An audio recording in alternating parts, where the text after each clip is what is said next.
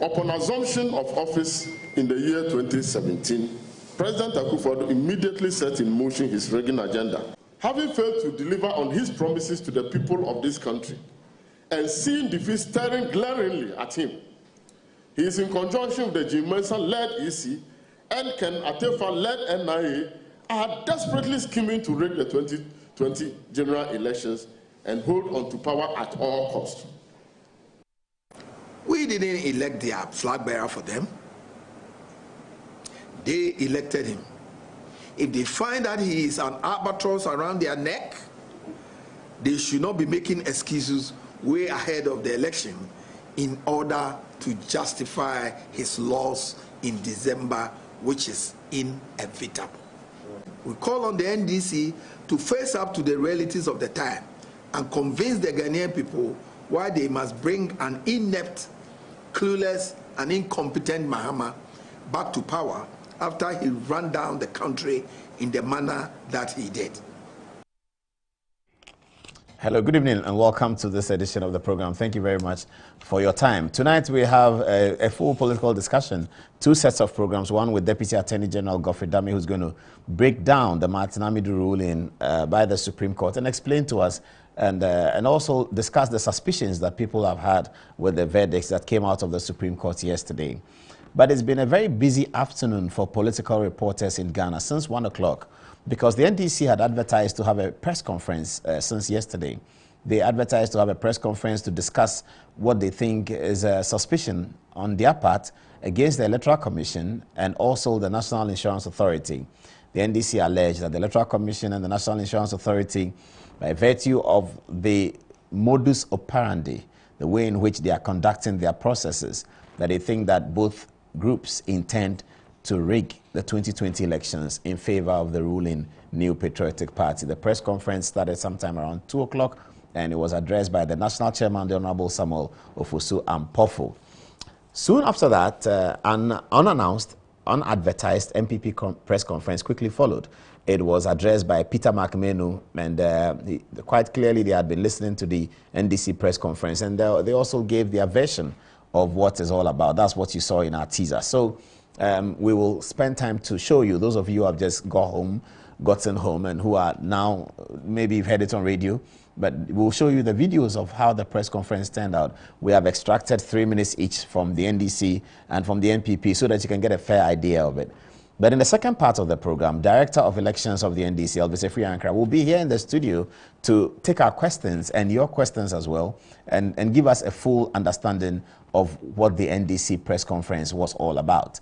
Before then, though, we had this afternoon dashed to the office of the Attorney General and we had spoken to Godfrey Dame about all the controversies surrounding the ruling of the Supreme Court. The 5-2 majority decision of the Supreme Court announced yesterday in favor of maintaining the Honorable Martin Benskaiser Alamisi Amidu as their special prosecutor. So that's a big one coming. Let's now reverse the hand of time this afternoon to 2 p.m. and to the NDC National Headquarters. Here is Party Chairman Samuel Ofosu-Ampofo making very, very big allegations against the referee, the Electoral Commission of Ghana for the 2020 elections. Here is Samuel Ofosu-Ampofo. Consultation with all stakeholders, including political parties, the following registration requirements were provided under Section 8 of Act 750 to establish one's identity to be registered by the authority for a national ID card. 1, birth certificate.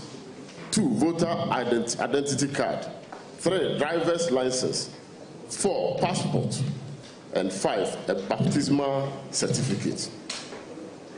Upon assumption of office in the year 2017, President Akufo-Addo immediately set in motion his rigging agenda by causing this law, Act 750, to be amended by the passage of the National Identification Registration Amendment Act 2017, Act 950.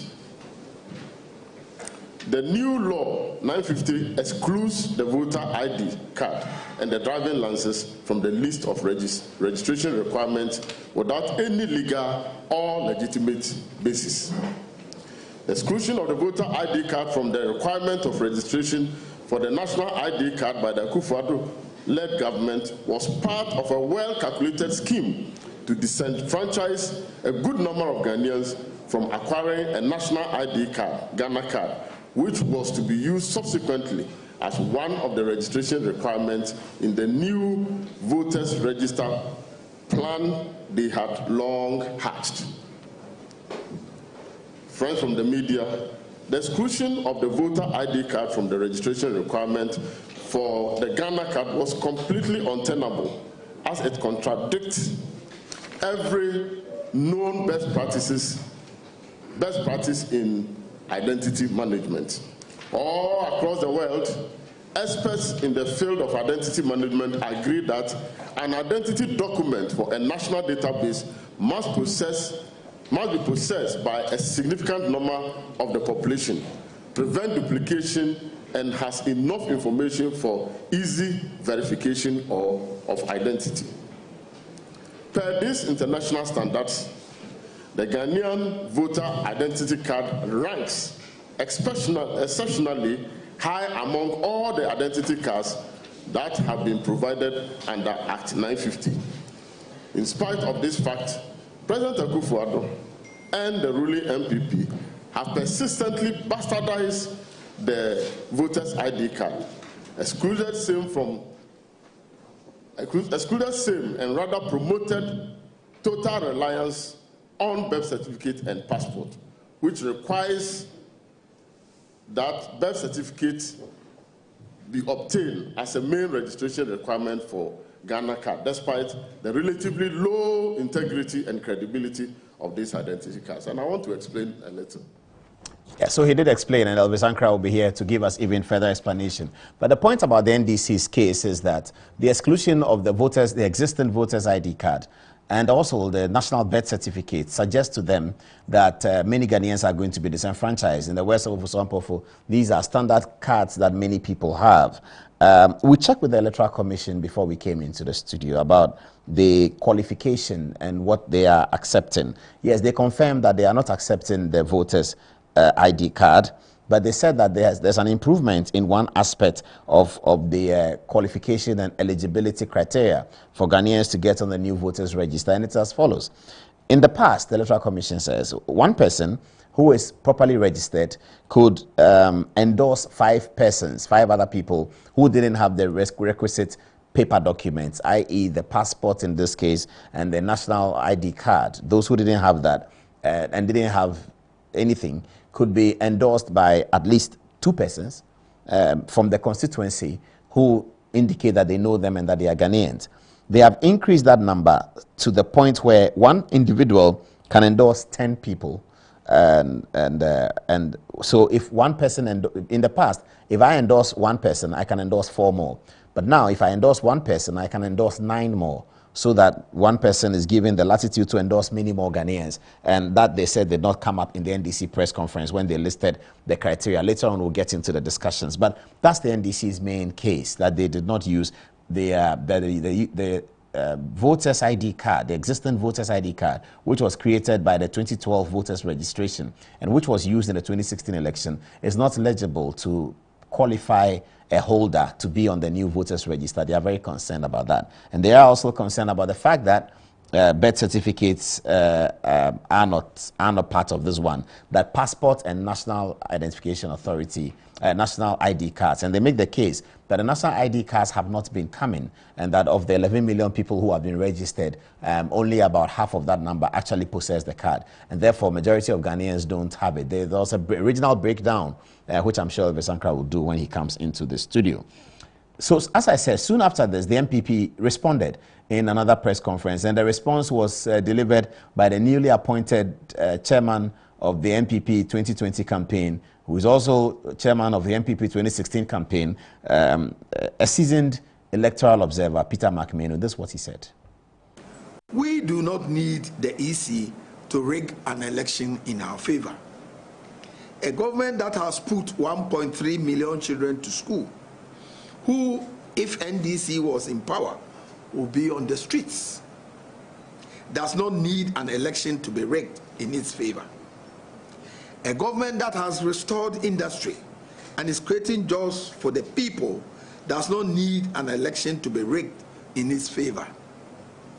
A government that has put 100,000 unemployed graduates to work does not need an election to be rigged in its favor. A government that has put the interests of the ordinary Ghanaian first, whether it is protecting money of millions of depositors or absorbing the cost of electricity and water of 30 million Ghanaians to ease the suffering of the people when there is a crisis, such a government does not need an election to be rigged in its favor. The president, Nana Addo Dankwa Akufo-Addo, continues to show leadership and commitment to the welfare of ordinary Ghanaians, and it is this which gives us the confidence that the Ghanaian people will recognize his leadership and performance and allow the party that knows how to deliver to continue. We intend to fight and win in December based on our performance. Let me repeat. Ghanaians must find out why the NDC is so against the compilation of a new register which promises enhanced security features such as facial recognition. What is it about the 2012 register and the voter management system that the NDC holds so secret? What is it about the 2012 register and the voter management system that the NDC claims if it is replaced, they will never win an election? In what way did they tie their electoral fortunes to the maintenance of a discredited register and system? They ought to tell us what is it about the 2012 register that the NDC claims they are prepared to foment trouble if it is replaced. Ladies and gentlemen of the media, Ghana, since the establishment of the Fourth Republic, has had registers compiled at various stages of our journey towards perfecting our democracy. 1992, 1996, 2004, and 2012. So basically, we have had new registers compiled every 8 years since 1996. And for each of those exercises, the idea has been to introduce features that are better than the previous one, with a view to secure the sanctity of the register.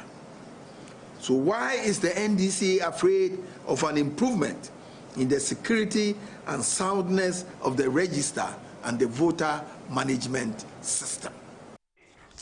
Okay, so voter registration matters. We'll come to the second part of the program as Elvis Efriankra, the director of NDC's election, joins us in the studio to take our questions and yours. Before then, though, we now discuss the Honorable Martin Benz-Kaiser Alamisi Amidu, the special prosecutor who now has the all clear from the Supreme Court to proceed with his job, confident that his eligibility for the job has been confirmed by the Apex Court in Accra. But how did the Apex Court get to the conclusion? And what are people saying about the conclusion of the Apex Court? 7 judges sat. 2 of them ruled for Dominic Ayine, who was the plaintiff, asking that Martin Amidu should be disqualified from occupying the position based on his age of 66 at the time that he was appointed as special prosecutor. Of course, now he's 68. And the application was resisted by the Office of the Attorney General, in particular by Godfrey Adom-Otchere, who is Deputy Attorney General. And the 5 of the judges, including the Lord Chief Justice, agreed with Godfrey Adom-Otchere. This afternoon, we attended his office, sat with him to understand what it's all about. Before we had the interview with him, though, we decided, whilst we were in the Attorney General's office, to give you a bit of history and show you the men and women who had been Attorney Generals in Ghana since 1957. We just found their photographs on the wall, and one of my producers suggested that we may have to share this with viewers because it sounds like some very rich history. This is what we got for you.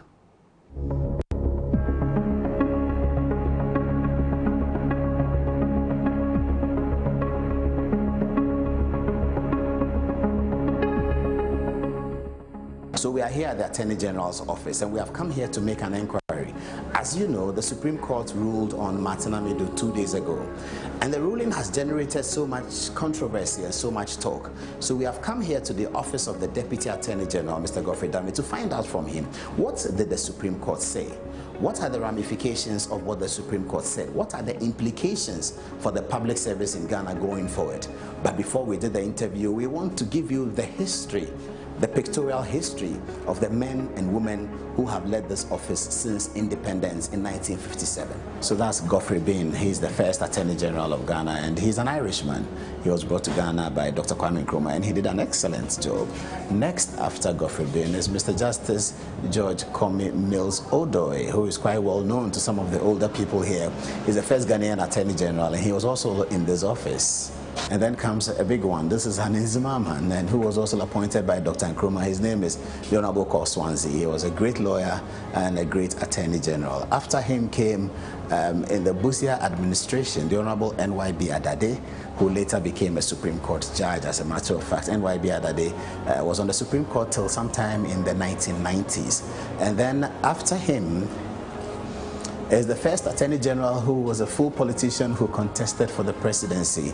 His name is Victor Owusu, and he was the presidential candidate of the PFP in the 1979 election. Before then, he had been Attorney General right here in this office. And then during the Achampon era, Mr. Ian Moore, who is remembered by many, was Attorney General here in this office as well. And then in the same Achampon regime, there was Dr. G. Korantin Addo. He was also Attorney General here. Ghana has had a history of very rich Attorney Generals, great lawyers manning this office as Attorney General. And the list is endless, because here you have the Honorable A.N.E. Emisa, who was also here as Attorney General. And then there's a big one, the colossal figure of the Honorable Joe Reindorf, who was a very successful lawyer and became Attorney General for Dr. Liman's administration of the Third Republic. There was also the Honorable A.L. Jabate, who was here as Attorney General as well. And then there was also Akins during the Rawlings PNDC era. Mr. Justice J.E.K. Akins was the Attorney General. And then guess who is next?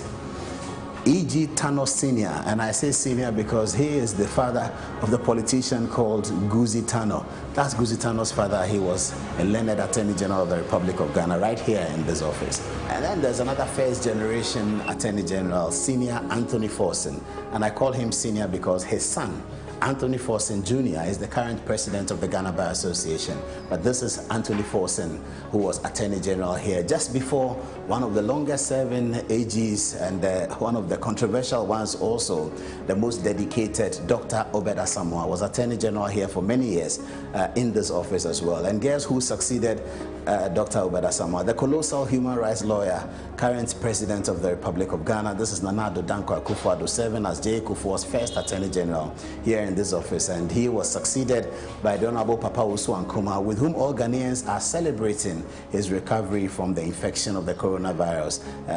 Papa Usu Nkrumah is currently Ghana's High Commission at the Court of St. James's in London. And here is another High Commissioner, the Honorable Ni Ayikwe Otu. Was here as Attorney General during the Kufuor administration as well. And this was the youngest of the lords. The Honorable Joe Gate was Attorney General here after he had been Deputy Attorney General. The Honorable Joe Gate is Member of Parliament for Isikado Katen, and he's also the Minister for Railways. And then the first female Attorney General that we had here is this lady, the pretty and brainy Betty Mould Idrisu, was Attorney General here under Professor Mills, appointed by Professor Mills, before later on she became Minister for the Education. And this is the reason why we are here today. The big one, Martin Alamesi Benz Kaiser Amidu, is the reason why we are in the Attorney General's office today. He was Attorney General after Betty Mould Idrisu, one of the shortest serving Attorney Generals. He was here for just about a year.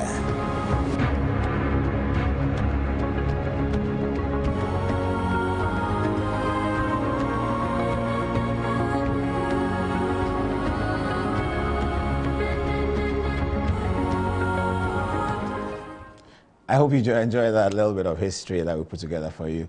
This afternoon, when we went to the Attorney General's office, it will be on our Facebook page on video on demand. And if your father was there, congratulations. If your uncle was there, congratulations. But if you didn't know anyone who was there, you're not related to any of those, still congratulations. Ghana has had an illustrious history of great men being the state lawyer and advising the president and the prime ministers about the law.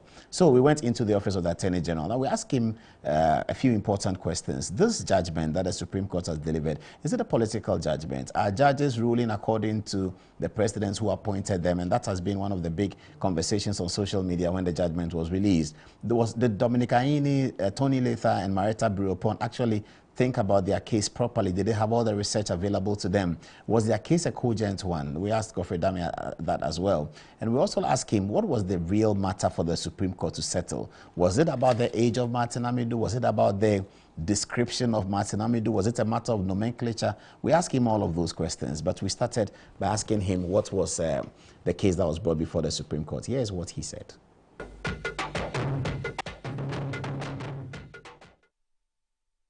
So, Deputy Attorney General, tell us, what was the ruling of the court in the Martin Amidu matter? I'm asking because the ruling came out yesterday, and it's been in the newspapers, and there's been commentary all over the radio and television. What was the ruling? What does the 5-2 mean? Who were the 5? Who were the 2? Well, I think essentially the ruling was that the plaintiff's writ was dismissed. That's the ruling. But the reasons for the ruling, the court indicated will be filed at the register of the court by close of day today. I have obtained a copy of the ruling, the reasons for the ruling. I'm going to study the same in no time, and then we can speak to that. And the 5-2 decision implies that 5 of the eminent judges sitting on the Supreme Court agreed with the case of the defendant, the Attorney General, and dismissed the plaintiff's action. And 2 others dissented from the majority, in the sense that they found merit in the plaintiff's action. But of course, necessarily, by simple arithmetic, 5 judges having agreed with the defendant, the plaintiff's case was dismissed.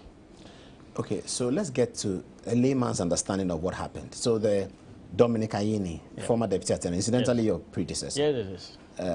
Says that Martin Amidu is too old to be appointed in that position because public servants or civil servants retire at the age of 60. Yes.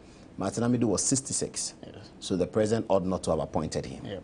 And what was your case? Right, so that's essentially constituted the fallacy of the case that was sent to court by Dr. Dominic Aini, in the sense that he sought to conflate or mix up the terms public office and public service.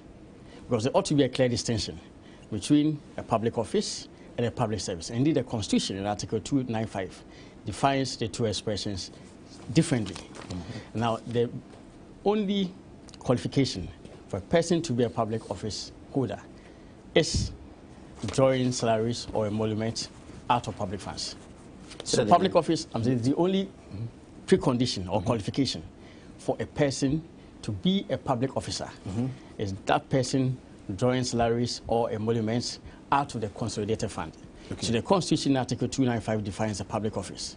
To be an office, the emoluments attached to which are paid out of the consolidated fund or any fund established. That's public office? Yes. So that includes the president? Precisely. I'm coming. I'll get to that. And then a public service, also defined as any civil office in any office in the civil service of government.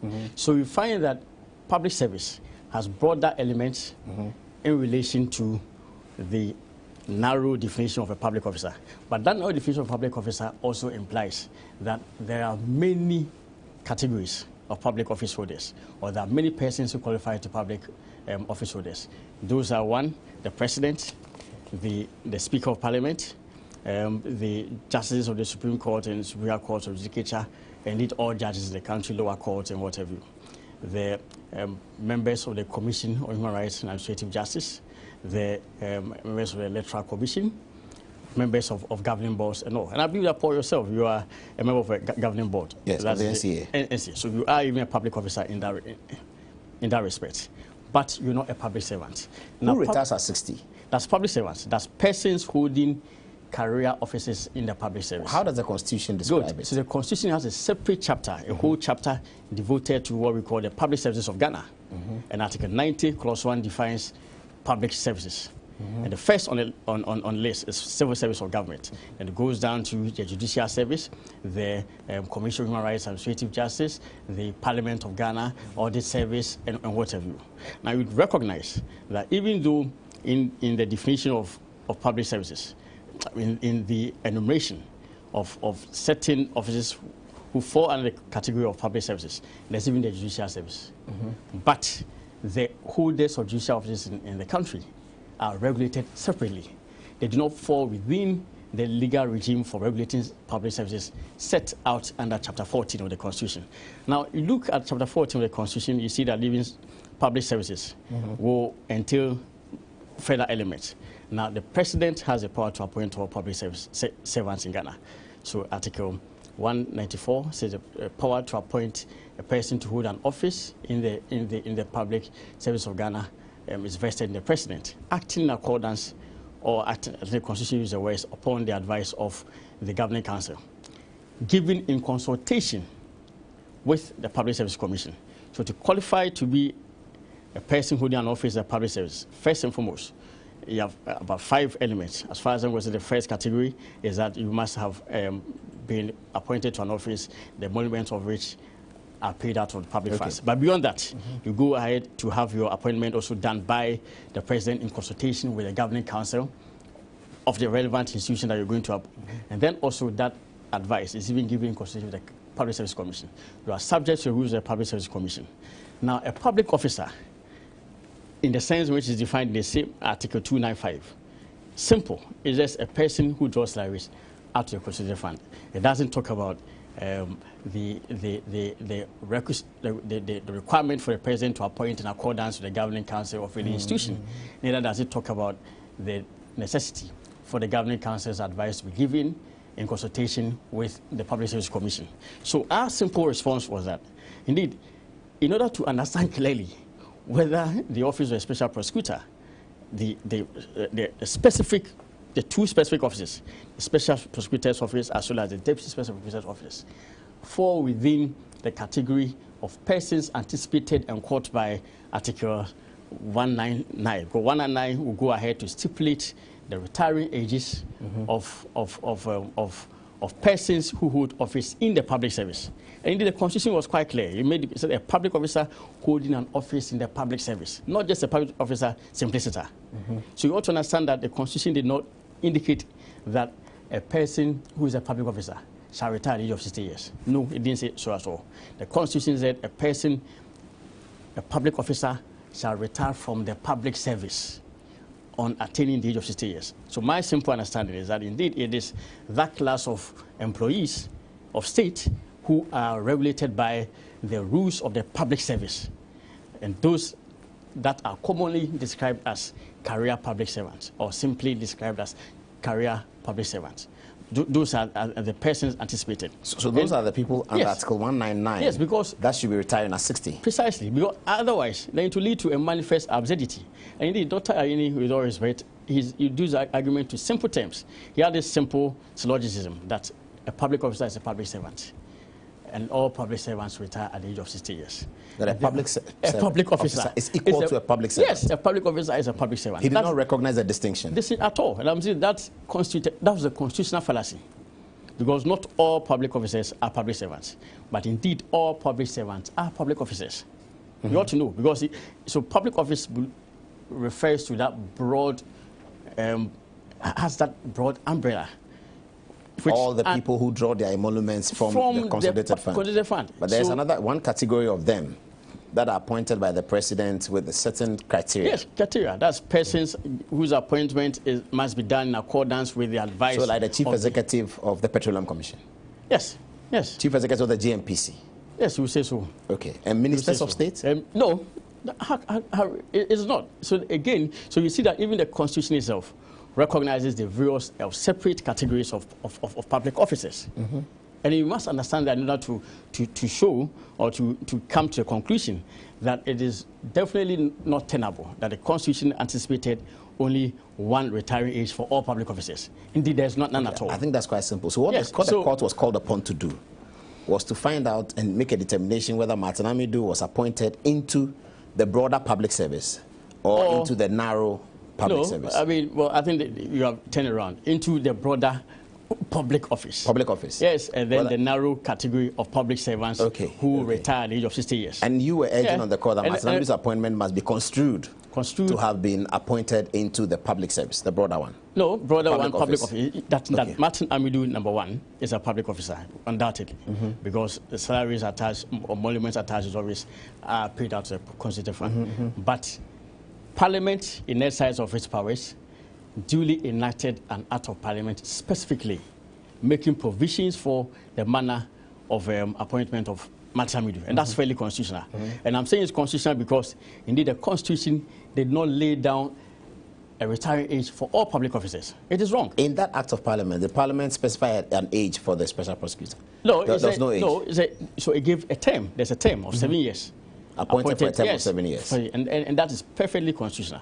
But you see, so I'm saying that. So you need to know that within the public realm, the state is given the opportunity to appoint various categories of public officers. Now, even ministers, they are all public officers. So to go by the simple reason of Dr. Ayini, that every public officer is a public servant, and therefore must retire at the age of 60 years, will lead to the false conclusion that even ministers of state are bound by retiring age. That the president is but if you look at the Constitution, there is no retiring age for a minister of state. There is no retiring age for a member of parliament. There's no retiring age for a president, no retiring age for an ambassador. But they are all public officers. So if we were to go by that simple logical, that simple reasoning of Dr. Ayini, that conclusion will be drawn that indeed all of us are bound by the age of 60 years in the Constitution. But I'm saying wrong. And indeed, if you look at Martin Amidu's, Dr. Ayini's own submissions filed by his counsel, Tonletha, a man that I respect. Tonletha even says it at paragraph 27 of his statement of case, very much contradictorily, that Mr. Martin Amidu earlier on held public office, which is a matter of record, and that whilst he was holding public office, he didn't belong to the category of persons who can be described as holding an office in the public service. So inherently, the same plaintiff recognizes that there are categories of public office holders that we all know caught by the same retiree age. So I think that this whole case, as far as I'm concerned, was very simple to start with. It was made complex by his own simplistic reading of the Constitution, that a public officer is a public servant and all public servants retire at the age of 60 years. And therefore, we must conclude that the first point, that public officers are also public servants, will lead to the conclusion that they must retire at the age of 60 years. But you had this is an interesting case because the lineup is quite interesting. Yeah, but Tony Litha and Marietta Brewer, former Attorney General and former Presidential Counsel and former Deputy Attorney General. Yes. How did it play out? Well, it's quite interesting in the sense that they're all predecessors to myself and my boss, Madame Gloria Kufu, in office. Marietta Brewer was immediate past Attorney General, and Dr. Ayini was my predecessor, immediate predecessor. So it was quite interesting. But I mean, and of course, Mr. Tonletha, I've had a long history of litigation with him, dating back to about 15 years in the past. We had done a number of cases together against on opposite sides. Okay. So we're quite familiar with each other. But the point is that, as far as I'm concerned, if you're working, especially in a public capacity as I am, you owe a duty out of diligence to ensure that you do the necessary research. I mean, so you have to perhaps do a broader reasoning in order to understand the specific rationale behind the various provisions that a person is seeking to litigate on. You're suggesting that, Doctor, you need to prepare well for the case? No, I mean, not at all. What I'm suggesting is that, indeed, Mr. Litha even drew quite, with all respect, an absurd conclusion that even for the class of public officers who are called by the retiring age of 60, it is only when they immediately, after leaving office, are recalled back into the public service and given another term that they even have the opportunity. That even for public servants who have retired, they do not even have the opportunity of coming back even after the age of 65 years.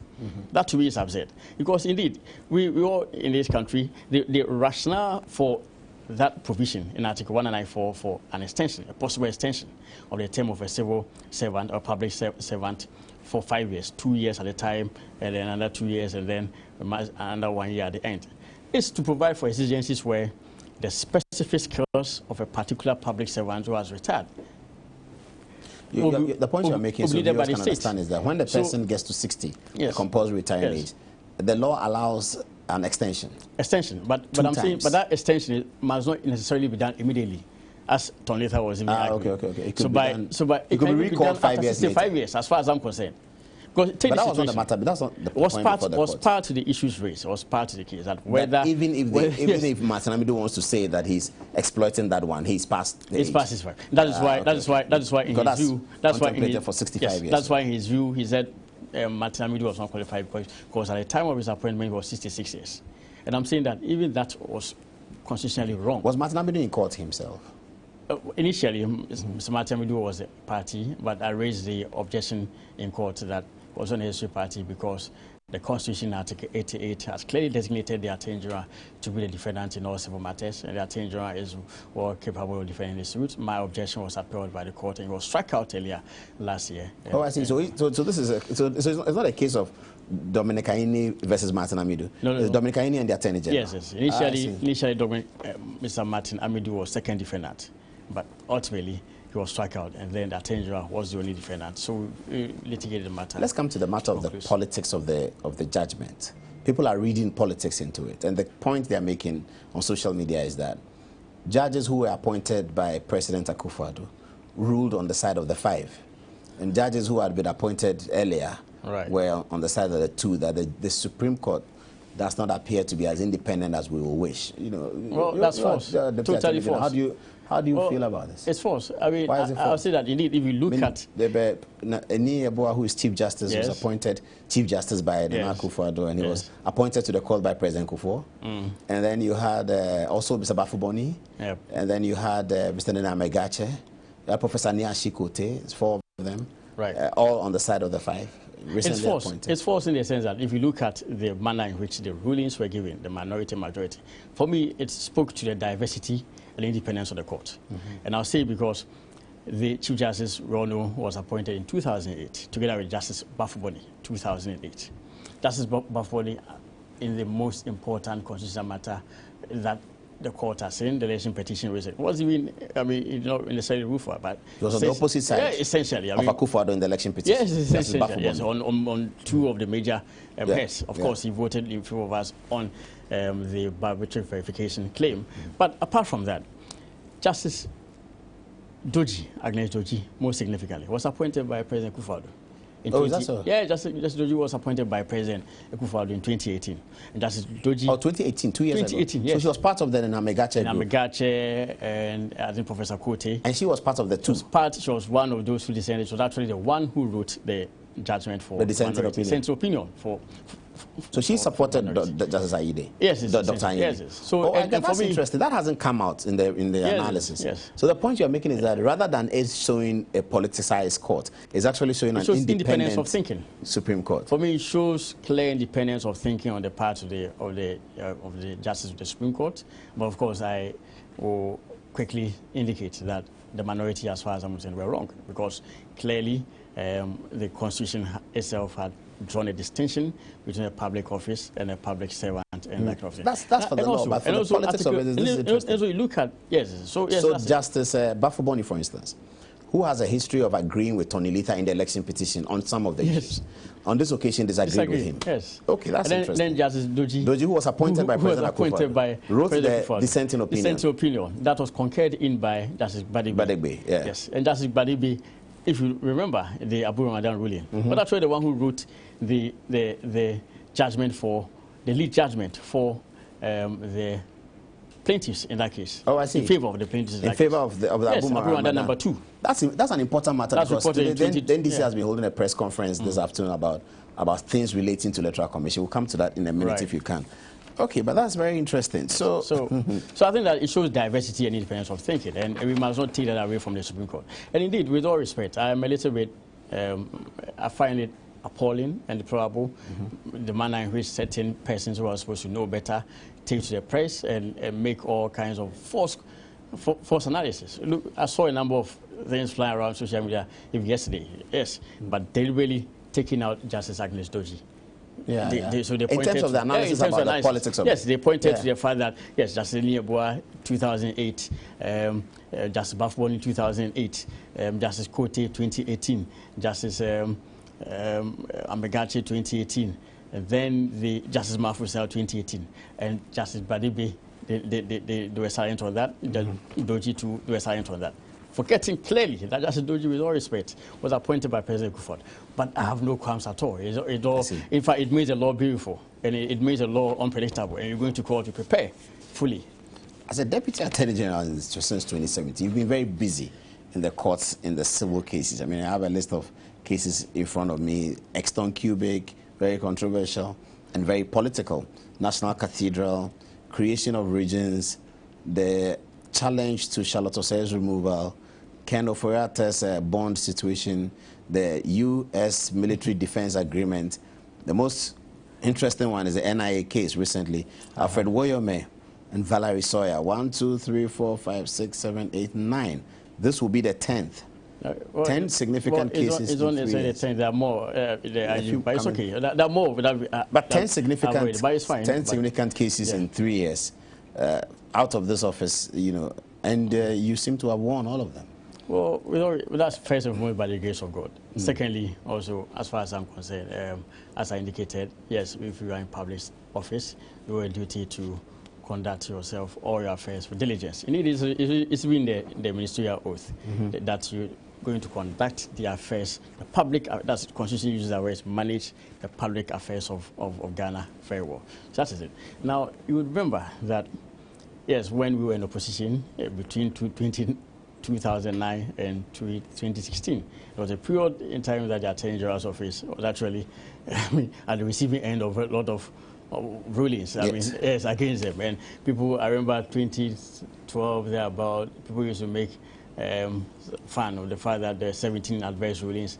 And when Betty was here, it was tough. I don't know, they listed about 12 of them, and 17 of them, I had done about 12 of them also. But so for me, with all humility, I received the appointment from President Kufuor. I made a vow to myself that there was a need for us to reform the image of the Attorney General's Department. And with the support of my boss, Gloria Kufuor, I think relatively I've been able to stabilize the civil division so that all these constitutional matters, when they go to court, some of your political opponents will look at this and say, well, I mean, the courts have been ruling for you. Not necessarily. I mean, okay. So let me please just point to any of the case and let me expose the absurdity of the National Cathedral, for instance. National Cathedral, for instance. So it was a case where the person was saying that the allocation of public resources for the building of a cathedral infringed on the freedom of religion. But the freedom of religion has been understood in the sense that it has the liberty to express yourself, to express your religious views and whatever. But it does not necessarily prescribe or prohibit the state's support for any religious activity at all. Otherwise, then the Mecca, the trips to Mecca, the state will not be involved in obtaining visas and whatever for people to go to Mecca. Otherwise, then the state will not even be involved at all making any. In fact, the point I'm making is that you were right. The point I'm making is that the logic was with you. The National Cathedral. Indeed, religion is even a part of national life. Yes. The Constitution in the oath, the very first preamble, it talks about Ghana and that the hand of God and whatever. So really, religion is a very important part of the national life of the Ghanaian. And there's no way a constitution can be interpreted without regard to the cultural beliefs and values of the people. All national functions. There is a pour of libation. There is the Islamic clerics coming to say their prayers. The Christian groups also perform similar functions and all. So really, I mean, sometimes the falsity of the contentions before the court must be exposed. There's an interesting one, the NIA case.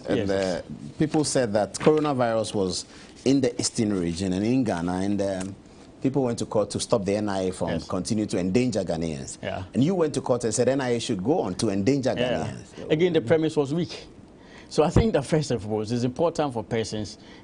The premise of their case. Of the case, the plaintiff's case was weak. But the plaintiff's case was founded on the simple reasoning that the activity that was going to be undertaken by the National Identification Authority would violate the executive instrument issued by the president. But clearly that wasn't the case at all.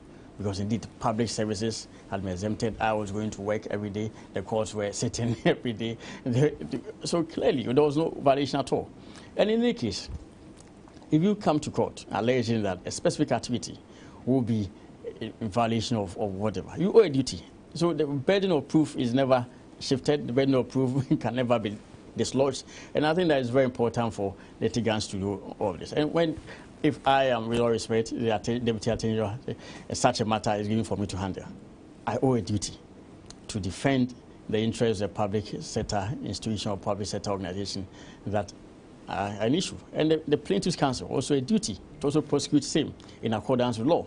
And the judges also owe a similar duty to adjudicate same also in accordance with the various... So the point you're making is that the case that was brought before the court was that NIA had violated the President's directions. Yes, directive, yes. And if you look at the directive, they had not violated it. At all. So you just told the court that they had not violated it. Yes, we just exposed the truth, and that was it. And of course, they sought an injunction. The injunction is always determined on three principles. Whether there is a maintainable case, so if you have a cause of action, and they had no cause of action. So they fell flat on the first score. Second is also balance of convenience, injury, and second one, whether damages, third one, whether damages can adequately compensate and all. So I see. So you were not asking people and I think that even in that NIA, there's a matter that I must address. People actually took had issue with the appointment of a court of appeal judge to preside over that. And that to me is when I was in private practice, 2005, in a purely commercial matter, Zakor Trading Limited, I, acting as counsel for Zakor Trading, was able to petition the Chief Justice for a special judge to be assigned for the conduct of a matter that had been pending in the court for so long a time. The Chief Justice actually agreed. That was Chief Justice Akwa actually agreed, and the judge was empaneled. Indeed, I remember the first matter that I even handled against Mr. Letha, that's Nana Ajman Rollins. Mr. Letha was counsel for Nana Ajman Rollins, and I was counsel for Western Publications after Simon Ward. A very important matter and reported and all. Was adjudicated upon by a court of appeal judge sitting as an additional high court judge. But that's quite normal. So that was, yes, very normal. But people took issue with that?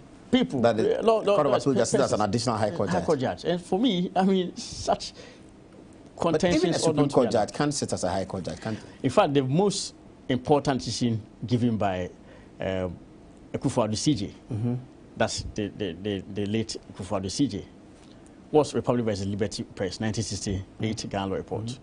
Had far-reaching implications for the contempt, rules of contempt in Ghana and that court. At that time, Akufo-Addo CJ was a chief judge, definitely. Yeah. But he sat on it as an additional high court judge. Oh, I see. As an additional high court judge. So there's clearly nothing wrong at all. But we imagine that now in the present dispensation, if the chief justice were to assign a case for to himself to do a high court case, we raise an issue with it.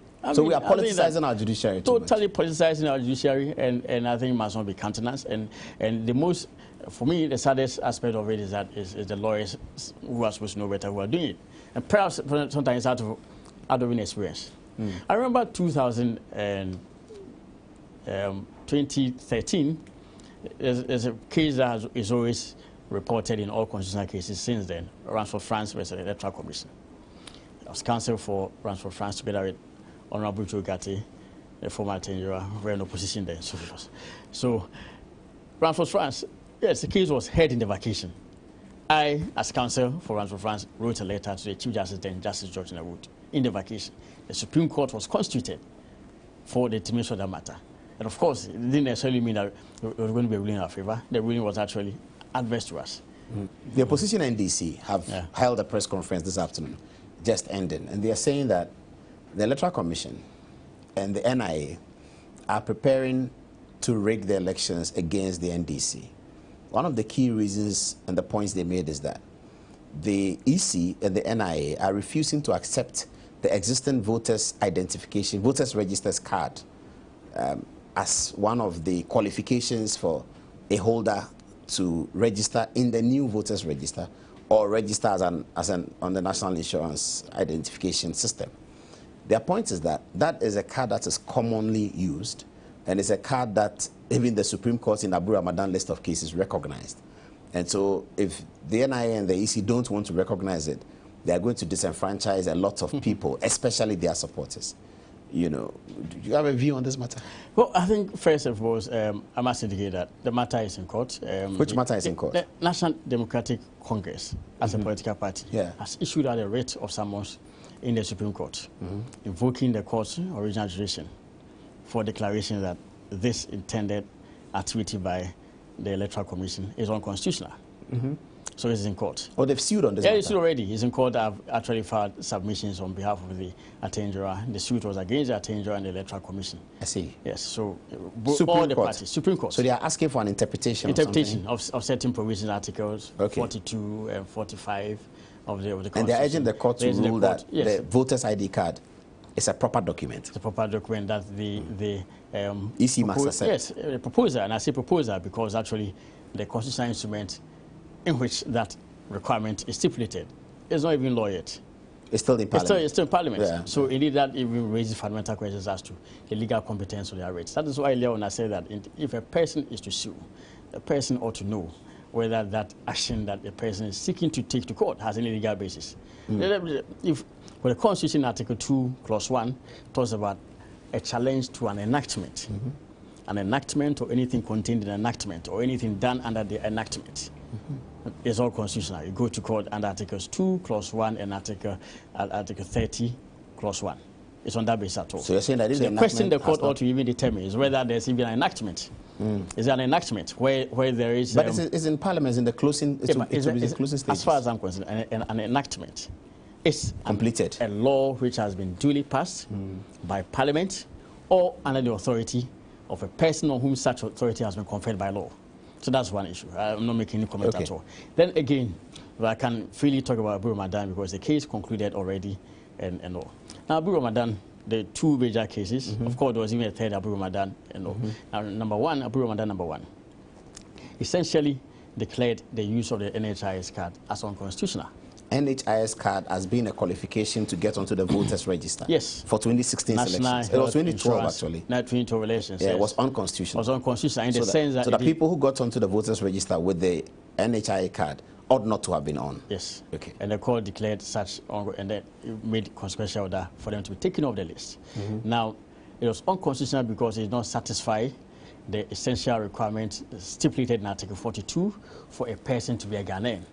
In the sense that you had no means of verifying the identity of, or the Ghanaianness of a person.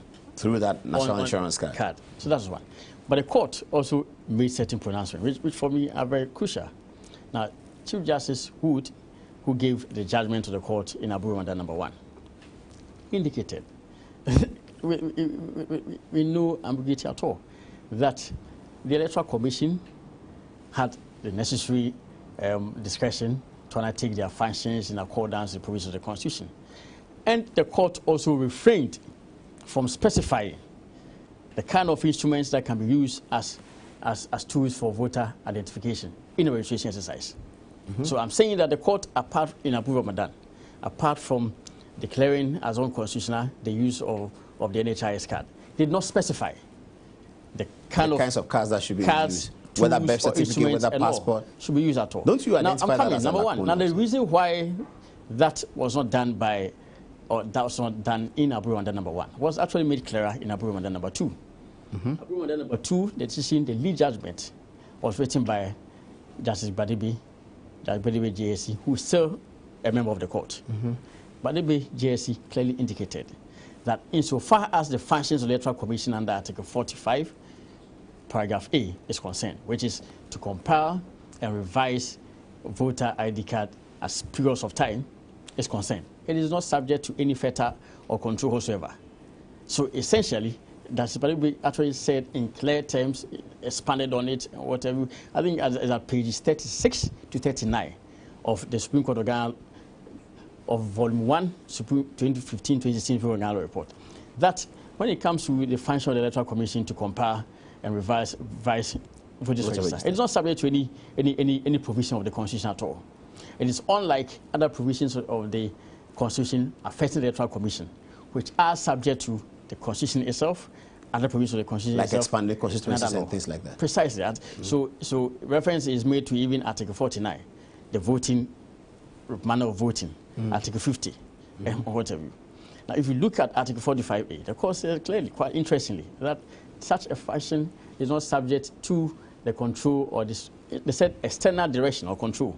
But does the Constitution, I mean, you're a philosophical lawyer, does the Constitution contemplate of an unfettered power? Well, good. So the point I'm making it clearly, I'm very fair-minded in my analysis and whatever, is that even though Justice Gbadegbe clearly spelled out this discretionary power of the Electoral Commission to comply with this register, it's subject as far to only 2 or 3 requirements. The first is to enact regulations.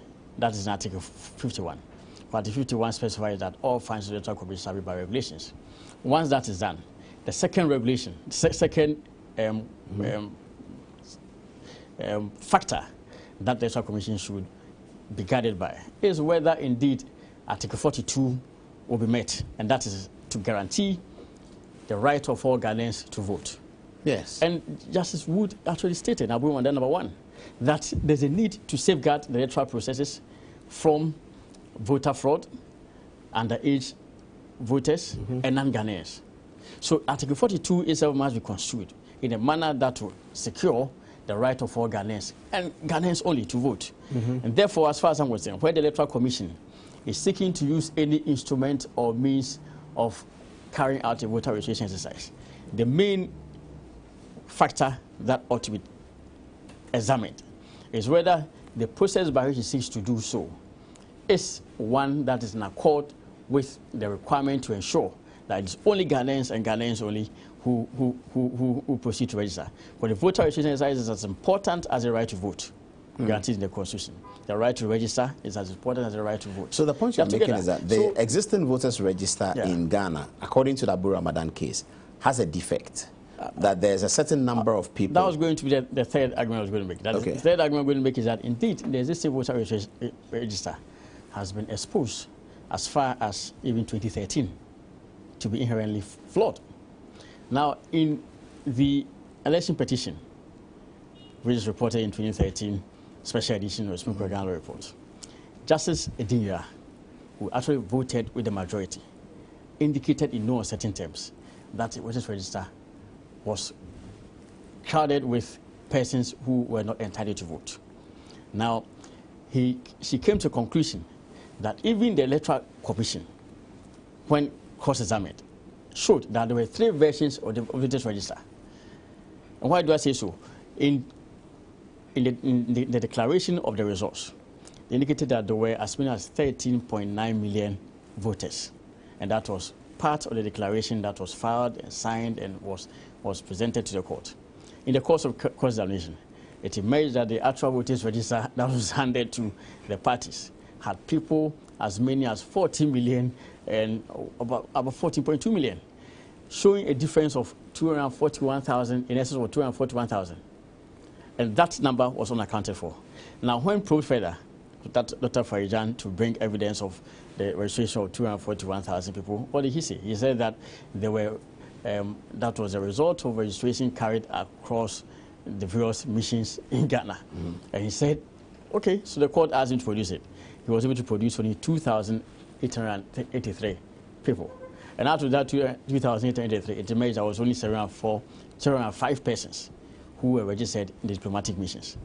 Now, to date, there has not been able, the Electoral Commission, has not been able to account for the existence of the 241,000. So that was the finding of Justice Edinya, part of the majority.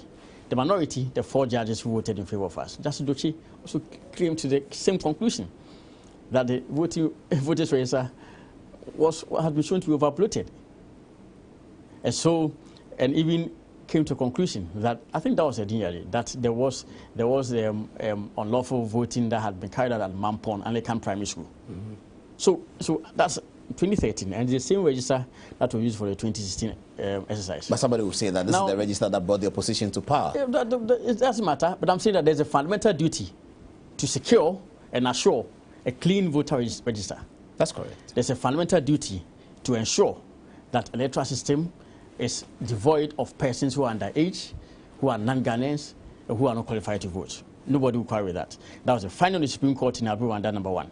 And then Abu Wanda number 2, similar findings were also reiterated. And I'm saying that, apart from that, Justice Benin in Abu Wanda number 2 also proceeded to say that when he asked for, even if the Electoral Commission had 2 options, 2 lawful options open to it, no one can compel the Electoral Commission to adopt a particular option.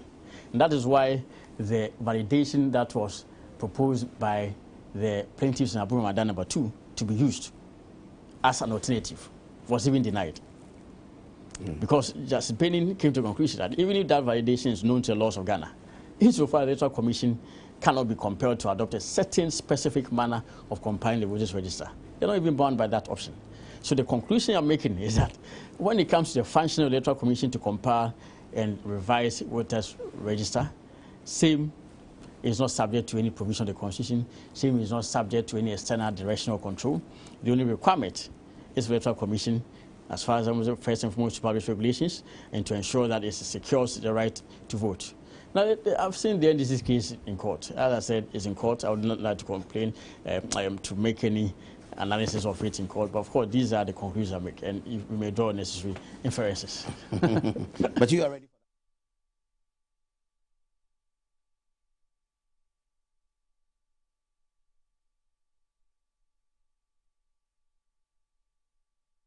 They tell me I'm just a whiskey, but I'm more than that. I'm a blend. Born from the finest single malts and grains, blended to be smooth with a warm amber glow, admired by men and women all over the world. I'm not one of these things. I'm all of these things. Mellow, rich and generous, because blended is better in life and in Scotch. Shivas, blended Scotch whiskey. Drink responsibly, not for sale to persons under 18 years of age, not recommended for pregnant women. This advertisement has been vetted and approved by the FDA. There is 1 million excitement in the air, and Sapper just tapped into the mood with his share of waste bin from the 1 million waste bin project. 1 million waste bin project? It is a nationwide social intervention project aimed at helping improve the lives of people by correcting poor sanitation practices and improving solid waste collection service delivery in Ghana by providing 1 million radio frequency identity tagged free waste bins. Radio frequency identity tagged waste bins? This will enable monitoring of how often the waste bins are emptied in real time. Wow! From your homes, offices, schools, hospitals, right through to places of worship. Yeah, baby. How and where do I sign on? Our branded registration and distribution officials will come along with their ID cards to register and distribute waste bins to all households. Just provide them with your name, contact number, house number, and digital address. Once signed on, you'll be introduced to your zone's designated waste collection service provider who will collect your waste on agreed days of the week. Wait, is it free? Yes, of course. The waste bins are free. You would, however, be required to pay a token as a registration fee at the point of registration and a monthly subscription fee as communicated by your service provider. Payment for such services can be done through mobile cash payments, short code *887*87# or through all Ecobank branches and payment platforms nationwide. Oh my God, this is already getting exciting. Yes, bro. With the 1 million waste bin project, you would enjoy improved solid waste collection, Easy access to complaint services, quick response to complaint, easy and convenient means of payment. What am I waiting for? What are you waiting for? Get ready to grab your free share of waste bins now.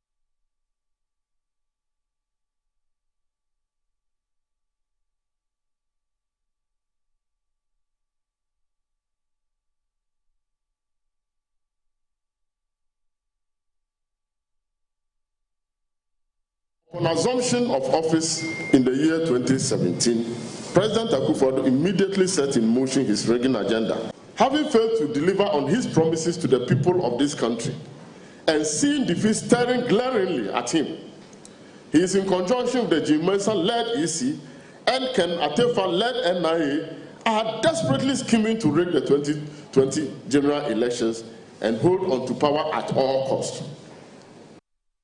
We didn't elect their flag bearer for them. They elected him.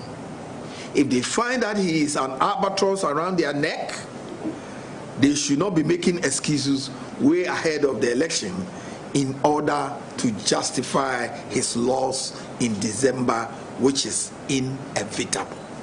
We call on the NDC to face up to the realities of the time and convince the Ghanaian people why they must bring an inept, clueless, and incompetent Mahama back to power after he ran down the country in the manner that he did.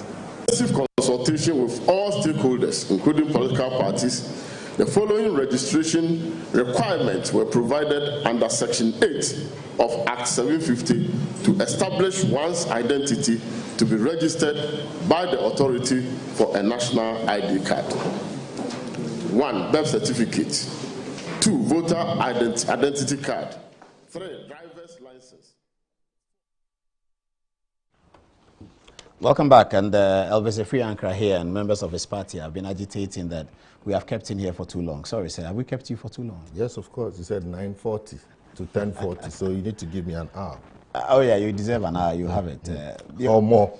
Some of your party people have not been very happy with us here on this program because we had an editorial on your candidate, a member of parliament for Klotekole constituency. But I've been talking to your youth organizer today, Sami Jemfi, and Sami Jemfi, youth organizer, communications director. Yeah. And I've been explaining to him that what we did was not personal, and I hope you know that it wasn't personal. I didn't watch it, but the reactions were not good. Yeah, I didn't have the opportunity to watch it, but whatever it is, it was very bad, and it was in bad taste. That's the feedback. And if you're serving the public and you do a program, and that's the kind of feedback you get, then you need to think very deeply about it. But it wasn't personal. I'm sure everyone knows by now that. Then you need to tell her something, because that's well, because call her of course, because whatever it is that you did, I didn't watch it.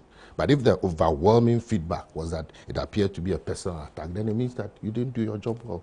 Because they've been watching you. How come that particular program, it was like an avalanche, you know, and it's not fair to her. Okay. Okay. We'll call her. But we also want you to tell us a story, a historical story about your role in announcing NDC running mates, because the announcement of the running mate this year is delaying.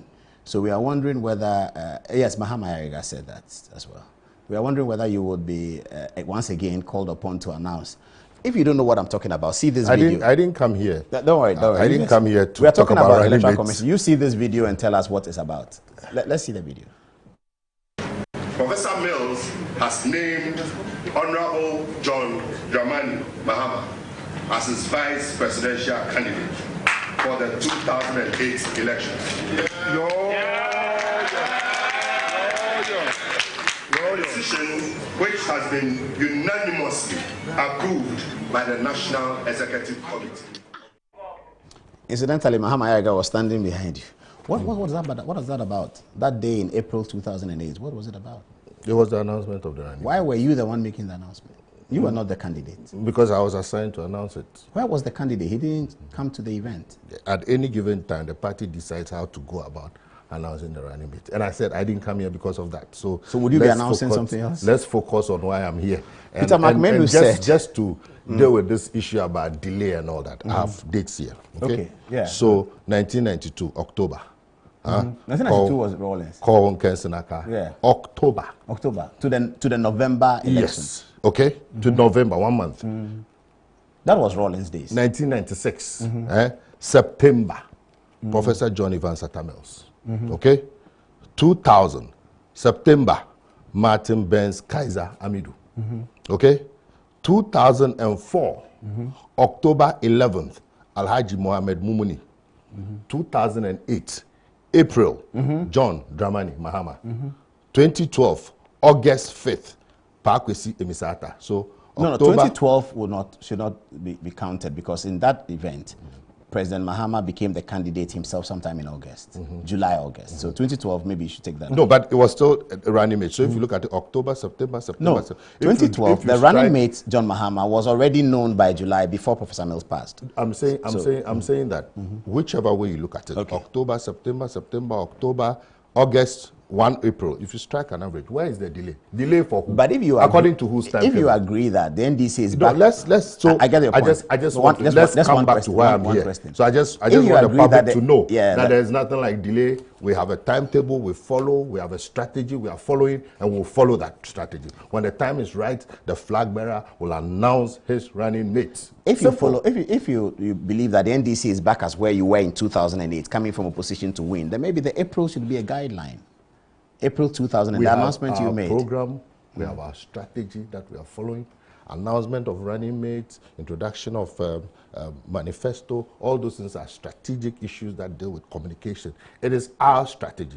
Nobody can force us to work according to somebody's Mahama is one of you. Yesterday, Mahama is my brother. I disagree with him. Okay. Absolutely. He's my brother. He's Mark Menro is wondering why the NDC is fixated on a 2012 registered voters register. He's wondering why. I think it's a very simplistic wonder coming from a person like him. If you want to look at the whole issue about the voters register, you need to put it in its proper context. So you were in law school for a while. Article 42, it says, every citizen of Ghana of 18 years of age or above and of sound mind has the right to vote and is entitled to be registered as a voter for the purposes of public elections and referenda. And then 45, I had that AG quoting 45. The Electoral Commission shall have the following functions: to compile the voters register and review it at periods as may be determined by law. And then when it comes to review as may be determined by law. Yes, and then Which law? It says to undertake programs for the expansion of the registration of voters. So first of all, they have to compile the register, and then E says to undertake programs for the expansion of the registration of the voters. The 45 says by law they can do a new register. Yes, they can do a new register by law. Okay, so but E says the program that they do must expand the register.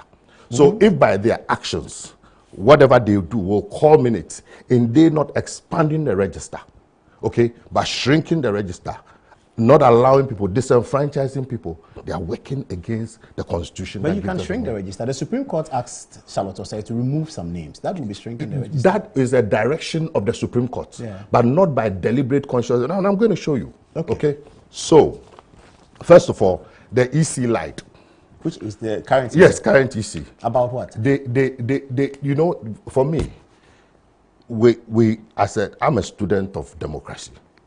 And if you look at the way we have gone since 1992, went from transition, consolidation, and all that. So when you have institutions like the EC with all their faults, and they conduct themselves in such a manner that the very credibility, the foundations that have been built over the years, they throw it into the dustbin by their conduct, is a threat to our democracy. Now, this is a document of the EC Ghana's election 2020. Understanding the need for a new biometric register. Okay. Blah, blah, blah. You seen it? Okay. The camera can focus on it. This camera to my left. Okay. Right. So, this is EC document. This is the document when we raised issues about the compilation of the new register. This is the document the EC used at the IPAC to speak to diplomatic corps, chiefs, everybody, media. So this is the official position of the EC. Slide 27. They themselves asked themselves a question. Is the EC discarding all previous data?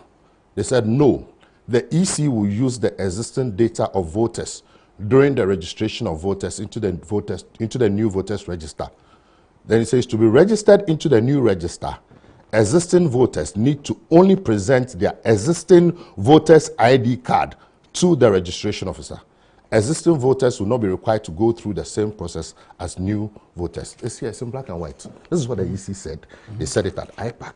They said it to Parliament. When did they say this? They said this in the process which of... date? It's here, it's here. Has it been updated? Oh, if they've been updated, they should inform the public properly. This is the official... So this is the latest document that you have? The official document. They have not updated it. And this is what they told Parliament, the Parliament of the Republic. And this is what, when they met us with President Mahama, they were asked a specific question. Are you going to use the NIA card? They said no. And it's here. It's in black and white. That they will not use the NIA card? It's here. What did they say? No, say it again. No. I'm just saying that when we asked them, were they going to use the NIA card, they said no. They said no, yes. And that they were going to use the existing voters card. And it's here. It's in black and white. Can't you read? Data of voters. Yes. During the registration. Yes, yes. Is it the same as using the existing voters need to only present their existing voters ID card. Okay. Can't you read it yourself? Maybe I'm not. Read it yourself. I've seen the it. last one. Okay, it says that, so that people would not say I'm to be registered wrongly. into the new register, existing voters need only to present their existing voters ID card to the registration officer. So which one is the existing? So when your AG comes to sit here and he's saying the EC cannot be what? This is the EC's own document. They said it in my presence. In fact, that day, Boss Manaswari swore. So okay, in so the face of all this, the point. So you're saying that now the position that the existing ID card is not eligible to qualify a holder is different from the different from this. Okay. And it has implications. Okay, so with that, it means that, so then you come to NIA, because see, there's a link between whatever the I was totally confused about the link that your party chairman made today. There's a link. Understand okay, so then you come to the NIA. Before NPP came to power, the NIA law allowed us to use the birth certificate, the voter's card, driving license, and of course the passports.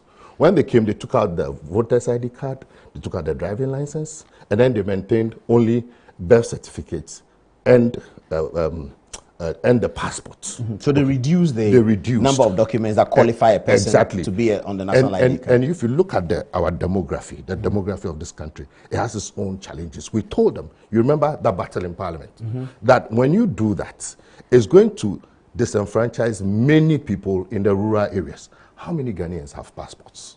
How many of them? But they say somebody, if I am registered, I can vouch for 10 people. How come to that? Yeah. That's the most shambolic argument anybody can make. Okay? So we insisted, we said it, they still went ahead. They had their numbers in Parliament. So they went ahead. When they started with the registration, we saw the numbers. And we said, what we told you is happening. So consistently, we realized that they were not capturing enough people. You remember? Yeah. If you this follow, is the national ID card. Yes, if you follow the stories. But now they've captured 11 million. Hold on. I went to Volta Region. I led a team to Volta Region because they were complaining that machines were breaking down, there were long queues, there was frustration, etc., etc. We went there, held press conferences, region upon region, all kinds of things were happening. Because they had restricted, we call those the breeder documents. You see, if you restrict the breeder documents, the Ministry of Foreign Affairs will tell you that we have only 2 million Ghanaians who have passports. 2 million. So if you restrict the breeder documents, it makes it difficult for the rest of the people. And I'll come to what you're saying that people can guarantee for you. Yeah. Indeed, best practice, international best practice when it comes to registration, says that your breeder document should be able to cover over 90% of the population. So the secondary, the supplementary document, which will be the guarantor, should cover only about 5% of the population. So if you deliberately create a situation where rather your breeder document will cover a small percentage of the population, a majority of the people have to depend on the secondary process, which secondary process is cumbersome, the guarantor, it's complex. We are talking about practicality. Okay, it's very cumbersome, it's very complex, it's difficult to do. What you do is that ultimately many people will not have the opportunity to register because they go to the registration centers. As we have seen with the NIA, they go there the first day, second day, third day, then they are tired, then they leave. And we have seen this. I'm not telling you a story. These things are there. Check your records. We've seen this happening. But there was an improvement in the number of people that they were, the amount of data they were collecting. Now they have 11 million Ghanaians on. 11 million? Yes. Although all of them don't have cards, but they do have 11 million. Okay, so let's do the numbers now. So that 11 million includes those who they start from the age of 15, isn't it? Yeah. So you take away 15 to 18. 17, just below 18, right? You're talking about some 2 million gone. So they are out of the voters register. So you have 9 million, right? Sort of. So 9 million, sort of. Now, out of that 9 million, okay, these are the numbers. If you look region by region, and you look at the estimated population that are 18 plus, central region, you have 1,453,050. The number of 18 plus issued is 79,170. Those not issued are 659,880. So you have 45.41% not issued. With cards? Yes. So even though they are on the database? They're on the database, but they don't have cards. For the purpose of the new voters register, yes, is being on the database not sufficient? No, must you show the card? You must show the card. That is why we're saying that this whole business about you have to get the NIA card as your main breeder document is insanity. Because you see... but it's not only the NIA No, card. hold on. Take your time, Paul. Let me even jump and tell you the interesting news. So let's start from Savannah. Savannah, 342,685,000 is the estimated population. The 18 plus issued is 118,072. Those not issued are 224,613. So you have 65.55% not issued. Northern region, 981,947. Those issued are 328,115. Those not issued are 653,833. That is 66.59%. Guess what? Let me come to Bono East. 645,681. Those issued are 70,207. Those not issued. No, please, it's important. Okay. Let me just do 3 more, and then you see. 575,473. That's 89.13%. Not issued. Not issued. Bono. In Bono itself. Yes, Bono, 665,679. Then you have 67,165 issued. Then you have 598,514. That's 89.91% not issued. Ahafo, 349,474. And you have only 27,166 issued. Those not issued are 322,308. Then you have 92.323% not issued. Upper East, 708,584. You have 45,076 issued, 663,508 not issued, 93.64%. Then Upper West, you have 472,391. You have 24,427 people issued, and you have 447,964, 94.3%. So in Upper East, Upper West, I have for Bono East, Northeast, Northern, Savannah, Western, Oti, all these regions, when you look at them, which are our strongholds. Which one is your stronghold? Upper East is Upper West, your stronghold. Who is your? You people, yes, your people. Everybody knows you are one of them. Upper West. But you mentioned Upper Western. East, How is that your stronghold? Upper West, Upper East, Ahafo. Ahafo is your stronghold? It used to be our stronghold. Used to be. You know that. But you said used to be. Yes, of course. But you were so heavily defeated in 2016. It's a region we've been winning. Okay, how is that your stronghold? So Upper West. You see, you are picking on. Yes, okay. You are cherry picking. Upper West is it not?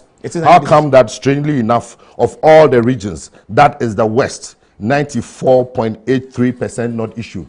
So the people of Afar, this huge number of people, they are not but Ghanaians. That means that the NPP can make the case you are making, because they will say Ahafo is our stronghold, and the people have not believed. Yeah, but if you look comparatively, what's happening let's look at the real ones. What's happening in Greater Accra, for instance? Good. So Greater Accra, you have 56.92% not issued. Yes, that is. So can you compare 56.92% to 94.83% in Upper West? Are you serious? Well, but in terms of numbers, you know that the numbers, whether numbers or not, it is 56.45% of Greater Accra not issued. 94.83%. Yes, correct. You come to Upper, it is 93.64%. I'm asking you this question because I want to understand why. But is it not more reasonable that in the smaller regions you should be able to issue? It makes sense. And in any case, if the EC says this is the card, which is your main card, the breeder document for you to be registered, does it not make sense that a significant majority of the people, whether in NPP or NDC stronghold, should have their cards? It should be. So does it make sense that, we all went to school, basic logic, that you have a situation where 94%, 93%, 92%, 89%, 89%, 68%. And does this it make is sense? This is your fundamental document you are relying on as the breeder document. That's the point you're making. Exactly. That a document that is not available cannot be your breeder exactly. document. I get the point. Why is that against NDC? The effect, and I've shown you the numbers. In the various regions, look at the Upper West, 94.83%. Upper East, 93.64%. I mean, Bono, 89.91%. Bono East, 89.13%. Northern, Northeast. What's happening in Ashanti? Ashanti, where's Ashanti? Ashanti, 49.71%. Not issued. Yes. Okay, and Greater Accra, 56.92%. Central. And yet, when you come to the core stronghold, Central is a swing region. But even there, where is Central? Central is 45%. So you see, strange. Western. 45%. Western is 51.12%. It doesn't tell you something. It doesn't tell you something. Look at Volta is 56.45%. And you know why? And I'm going to come to the distribution of equipment. And that is where you see the game. So it's a game? Oh yeah, it's a game. Please, we've been in this business for long. You know now. I mean, come on, we are not children in this game. It's a game. Okay, let's understand the game. Good. So you think that all of this is directed at disenfranchising NDC supporters? Yes. From being on the new voters yes. register? Absolutely yes. And I'm going to let me just show because you. NDC supporters, as is showing on your data across the country, will not have the national identification card. And they would also not have people to guarantee that they are Ghanaians. So I've already told you that. First of all, you have to look at the picture generally, okay? That it is not right, whether NDC or NPP. So you need to get the basis, okay? Whether NDC or NPP, for any region to have these humongous numbers of cars not distributed. So if we say we're giving the NIA maybe from now till end of June, to distribute statistically, is it possible for them to distribute all these cards? They've had 3 years. Have they been able to distribute? This is common sense and logic. They've had 3 years, but if to distribute. So what are the number of millions of cars they have? Not about 6 million cars. Exactly. They've had 3 years. They've not been able to distribute. And you say they can distribute it in 30 days or 40 days. No, they can bring in 6 million cards. Are you for real? Paul, please. This is your program. Okay. No, I want to understand. Credit your listeners with some intelligence. No problem. Hold this. Okay. All right. So the point you're making is that as you look at it, it is not practical to have these cars distributed before the 30th June, which is the starting date for the new voters register. I'm just hypothetical. No, they said something like 30th June. Have they said? No, not officially, but so even that is that not a problem. I'm sure they will announce it because there's a CI. They have a CI before Parliament. Yes, but we are in May. Yeah. Today is May what? 12th. And we don't know the schedule for the elections. I'm sure they'll you are sure? Schedule for which elections? It's December 7th. December 7th. Yeah, that's a voting day. We don't know the date. We're in December 7th. Has this ever happened before? No, I mean, we know December 7th is voting day. No, we don't know when we're going to do registration. But that's because we are in a public emergency of COVID-19. Public emergency. Of COVID-19. So you don't plan? Well, they planned, but that plan has changed because there was a lockdown, isn't it? Okay. So in the lockdown, then they were having meetings. I don't know. Huh? I don't know. Even when the court said they shouldn't. No, and you had so-called national security protecting them. No, that's a different matter. It is, but it's relevant. Let's come to today's press conference. So I'm saying that when you look at the numbers, so I've shown you that, first of all, they lied to Ghanaians. They said it plainly to Parliament, to the public. This is what they used to convince all of you. And then they came in our office, they lied. So the question is, why were they lying? And then you come to the deployment. Yes. And if you have time, you'll see. Deployment of equipment. Of equipment. On average, and I have the details here. On average, they were doing about 1,500 equipment per region, on average. So some regions a little more, a little lower. That is the average, and I have it here, everything here. So the equipment goes with the number of personnel. Okay. Then when they got to Ashanti region, so they started in Greater Accra, then they moved to Volta region, and then they continue like that to the north. When they got to Ashanti region, by the time they got to Ashanti region, they procured extra equipment. And then they deployed 5,000 kits. Where they were doing 1,500 Yes. And this is... Is Ashanti the biggest region? I have it. Is Ashanti the biggest? Of course. It's the biggest. Yes. So will they require to deploy more? Okay, so what about Greater Accra? No, I'm just asking. Yes, it is. Okay. So you have to do a contextual analysis. Yeah, okay, so they deployed more in Ashanti, probably because it was bigger. Not just more. Excessively. Over 200%. You're doing average of 1,000. And then in Ashanti, you actually import more equipment and deploy. And couldn't it be that they had made an order to import, but by the time they got to Ashanti, the order had come in? Okay, how convenient. So let's look at the next region after Ashanti. Okay, Did they go back to 1,000? Eastern region, same. They went back to 1,500? No, same. Same 5,000? 5,000. Okay, so so Eastern region was after Ashanti region? More days. And I have the details here. I get your point, but I'm just saying that couldn't it be... playing the devil's advocate, that maybe they had made an order for equipment, and the equipment had appeared. The equipment had appeared by the time they were going to Ashanti. So the way to find out about the discrimination that you are alleging is to look at the region after Ashanti. Did they return to the 1,000? No, they didn't. And you are saying they continue to deploy? No, they didn't. Why are they going after Eastern region? They are now. That's supposed to be the last. Eastern is the last. Yes. They are done with the whole country. Yes. I see. And that's where they started, and then they were continually, in spite of COVID. And then even after a court order, and then the COVID itself had to then sack them away from the Eastern region. But they claim they are not done yet, so they will go back. So when they finish the Eastern region, they are done with every region? Yes. I see. And you have all... But they are not done with every Ghanaian. I mean, I have not registered. Good. So is that not a problem? If this is the source document for us to go, and I've read the article to you that every Ghanaian is entitled, and the Electoral Commission must make provision. So what do you want the Electoral Commission to do right now? Is NDC's case that you don't want a new voters register, or you don't mind the new voters register, but you want some other documents to be included? Fundamentally, we feel that a new voters register is not necessary. But why? It is wasteful. Why? Because the EC themselves said that the register was very credible. Didn't you hear them? No. This is the register that was used to elect Akufo-Addo. And I heard the EG saying very interesting things, and that the register was flawed. But the Supreme Court said that. In Abu Ramadan, they were clear. So the Supreme Court said that. Yes, Georgina Wood. Yes. It was very clear. Good, very clear. But the Supreme Court, with all their knowledge, didn't say that because there were some issues with the register. Because, mind you, there's no perfect register anywhere in the world. Yes. Therefore, jettison that register. No, they said that the Electoral Commission has exclusivity and has discretion to decide what to do. But they urge the Electoral Commissioner to clean up the register, especially in respect of those who had come onto the register with a National Health Insurance card. They said that clearly. Which they did. Well, the current EC says that it wasn't done. Okay, so then the Supreme Court, knowing that there can be no perfect register, said, okay, go ahead and then use the register. So we use the register to elect the president. Now, you, like I said... And elect 275 members of parliament. Elected 275 members of parliament. So if the register was so flawed, was Nana Akufo-Addo's election flawed?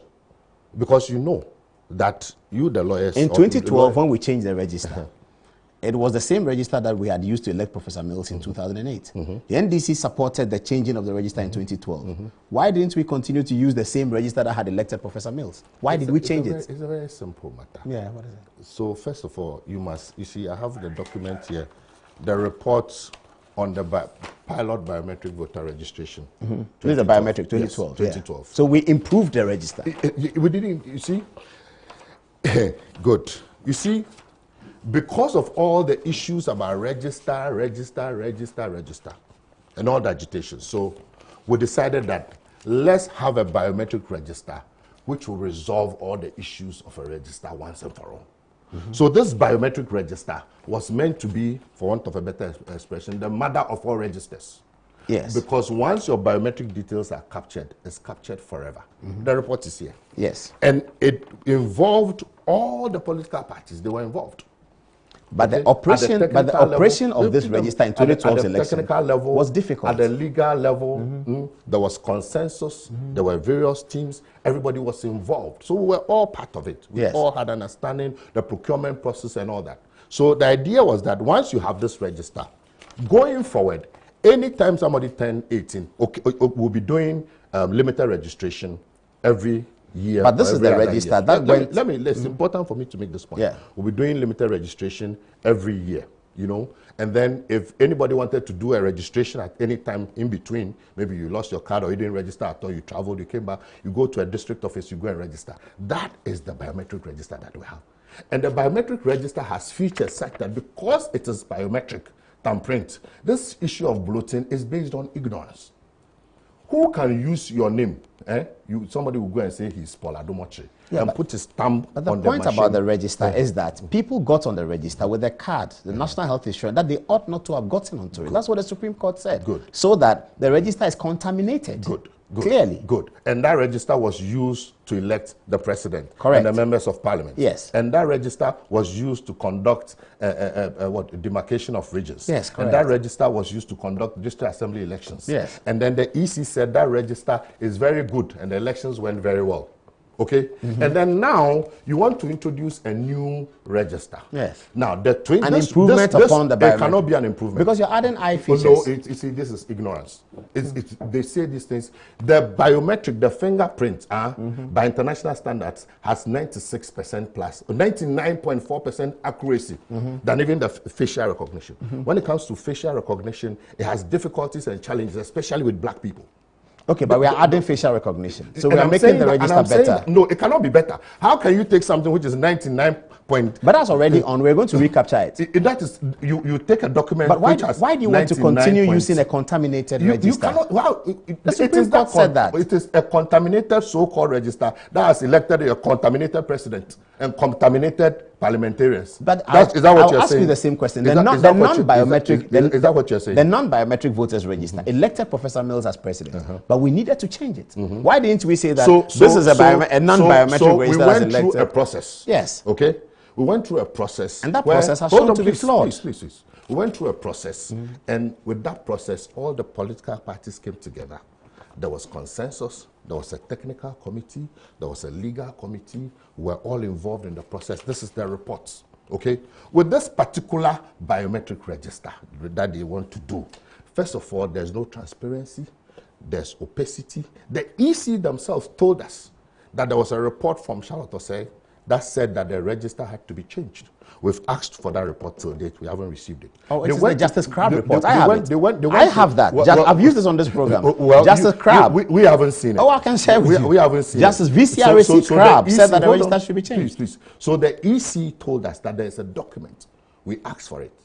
And they said they were going to supply us with that document. We said, okay, let's have the document and we'll see. Till date, we don't have that document. No, I have it. So are you the EC? Do I take official information from you? No, I'm just saying that so at the time the report was launched, I got it then. Whatever report 2015. you have, they didn't say it's a Justice Crab report. That was the only. They said. How do you know? How do you that's know? The only so why haven't they produced it? I don't know about that. So don't purport to speak for them. I'm not speaking whether for you them. have it or not is neither here nor there. No, I'm it's saying totally that there is a inconsequential. Justice Crab report. Paul, whether you have it or not is totally inconsequential. Fair enough. It doesn't Fair really enough. matter. So the point is that. And I don't even know whether they are referring to the same thing I have. Exactly. So but I have a report like that. Don't bring that in at all. Okay. So there's been a lot of opacity. 20 civil society organizations, they've done the analysis and showed that we don't need a new register. In fact, this current register has been upgraded several times. They went to Parliament to take money to upgrade the register. That is why it's been used for all these elections. So the register as it is today is fit for purpose. So that is one. Then you come to the new biometric register that they want to do. First of all, the processes are shrouded in secrecy. There's no information. We haven't had any proper IPAC, we asked for proper briefing. They never did. They only called us to go for a certain procurement meeting, which we boycotted. They don't consult IPAC. They don't engage us, unlike the previous times when we were part of the legal committee. So even the drafting of the CI, we were part of it before it went to Parliament. Yeah. You see this time, because they were in haste, they went to Parliament. The first CI, there were mistakes. Yes. Second CI, there were mistakes. But it's not the first time that there are mistakes in CI. Is that not? That's not the first time. Yeah, but in our time when we were all involved, we never had those kinds of. In 2012, Afarijan had a lot of difficulty with the CI. We were all involved, and there was transparency, there was openness. This time around, there's nothing like that. Everything is opaque. Then added to that is this connivance with the NIA. First, you tell us that, you are not going to use the NIA card. It was very clear. They said it in clear terms. Then, on your official document, you stated it clearly that you were going to use the existing voters card. What happened? What changed? Who influenced them? Who Something spoke has to them? changed. Have you asked them? Well, they won't even talk to you. They don't invite us for meetings. Don't you have IPAC meetings? No. You mean there's been no IPAC meeting? No. The EC themselves, first of all, their posturing and attitude, okay? They said, well, IPAC is Was your Dr. Dominic Aini not on the tender committee at the EC from Parliament? He was. He was on it. Didn't he have information? He was on it when the first tender, the chairman of the tender committee said, for the sake of posterity, he doesn't want to be part of that fraudulent procurement, and he resigned. But Dr. Dominic Aini remains. Yes, he was there. He's one person. He hasn't told you anything. Does he have information? If you have a committee of many people, what will one man do? So the point is that the most important person, who is the chairman of the tender committee, said the procurement process was not transparent and he was not going to be part of it. And the company they chose, Talis, is a company that has a whole lot of issues. But I don't even want we have discussed that on this program before. But the point is that. So the point. Why are you saying that the EC wants to rig election? So if you look at the NIA document, and we asked the EC, are you going to use the NIA document? They said no, because the NIA obviously would not be prepared. And it's so clear here. The NIA, they've not issued enough cards to all Ghanaians of all categories. So what do you actually want? You want birth certificate to be made part of the primary document? First of all, we don't think we need a new register. That's the first point. That's not your decision to make. No, it's the EC's decision. That is our position. Yes, but it's inconsequential. It is consequential. No, the law says the EC has the discretion. You see, Paul, you talk about discretion. Look. Yes. You see, when many Supreme Court cases have held the position. Article 284. Yeah, it says you pass through. You say where a man has a discretion, it mustn't be used capriciously. Yeah, but okay. So your discretion must not be used in such a manner that the breeder document that we want to use will end up disenfranchising 2 million people. When the law that governs your activities, 42, says that you must undertake programs of 45E. Programs for the expansion of the register. And 142 says that people are entitled to be registered. Everything that the EC does must be done in a manner that will enhance people, make it easier. Why is it that if an EC sets up a table here today to register people, and they say that you should bring your national identification card, or you should bring a driver's license, or you should bring a driver's passport. license is not part of it. Okay, national identification card, or you should bring a passport. Or if you have neither, have somebody to say that he knows you. How is that disenfranchising people? Okay, so we are not living in cuckoo's land. We are living on earth. And when you formulate policies or programs, you look at your environment and circumstances, and then you look at precedents. So first of all, there are only 2 million people who have passports in this country. Okay, and already those 2 million people have used the passport, most of them, for the NIA card. Do you understand me? Yeah. Good. Now, out of those 2 million people, majority of them have not received their cards. So, majority of people do not have the NIA card, which is your breeder document. Okay. That's number one. Number two, international best practices dictates that your breeder document should be able to cover over 90% plus of the population. So that the other one, people guaranteeing, becomes a secondary form of identification. Okay? Now, if you have a situation where, because of the breeder document you've chosen, majority of the people will not have that document. And therefore, majority of the people will have to depend on the secondary one. What it will mean is that there will be so much pressure on the secondary one, because it's meant to, even worst case scenario. That is why they're asking one person to determine 10 people. No, hold on. International best practice, and this is not rocket science. Best practice means that it's something that has been tested and tried all over. So if they say that, look, we've done studies across the world, that your secondary document should be able to take not more than 5% of the population. Let me even be flexible, 10% of the population. And you have a situation where your breeder document is going to disenfranchise over 70% of the people.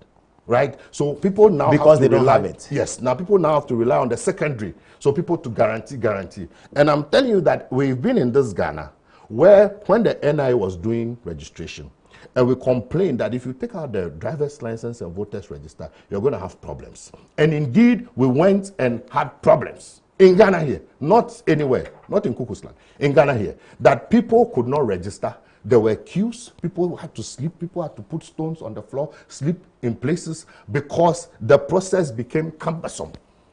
Are you understand me? Okay. So because of the cumbersome nature, somebody comes 1 day, 2 days. Not everybody can go and sleep at a polling station for 3 days. So what's the way out? So they'll become fed up and frustrated. So first of all, and again, the EC is leading us on a very dangerous path. We are in May. They haven't given us a timetable. They said they were going to start registration in April. April did not happen. They blamed it on COVID-19. It's not true. The equipment were not ready. Oh, the equipment were not ready? No, they were not ready. And then now, we don't even know the date. When would you finish with that registration process, clean the register, and make it available to the political parties? Now, the EC are saying that they don't have, their program is not out yet. And yet, when their Director of Election Services went for a conference with the ECOWAS Electoral Commissioners, he made a presentation. And I have it here. Was it here in Ghana? No, it was a video conference. 15th April 2020. What did he say? ECOWAS network of electoral commissions reports impact of COVID-19 on upcoming elections in the ECOWAS region. Now let me go to Ghana, and you see why we are in danger. So Ghana, he said a lot of things. Then he says that the new electoral, the registration process is scheduled to start in June. When in June, he didn't say. And it's expected to be completed by mid-July 2020. He indicated that the EC divided the polling stations into clusters, each composed of 5 polling stations, and 8 days will be required for the registration of voters in a cluster. That is even a problem. Therefore, it will take a total of 40 days to complete this exercise. Then the Election Commission will need 5 days for the review of the registers list and display the provisional list from 15 to 28 September. Then between 12 and 15 October, the EC will proceed with the verification of the authenticity of the entries on the list, blah, blah, blah. The submission of candidates is scheduled from 5th to 9th October 2020. Okay, so take note of that date. The submission of candidatures is scheduled from 5th to 9th October 2020. And then when you go up, it says that then the Electoral Commission will need 5 days for the review of the voters list, and then the display of the provisional list will take place from 15th to 20th September. Then between 12th and 15th October, the EC will proceed with the verification of the authenticity of the entries on the electoral list. So by this, at the time that you say candidates should come and file their nominations, the full list is not ready.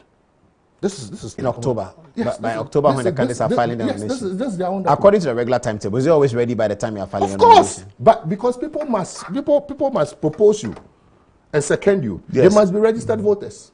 So if you don't have a full register, how are you going to get the seconders and proposers? Oh, the people who second the candidate. Yes, somebody must propose you. He must be a registered voter. Somebody must second you. He must be a registered voter. These are the things that are checked. So we go around various all you have to pick people from different constituencies to go and let them endorse. And it comes to the EC and they check.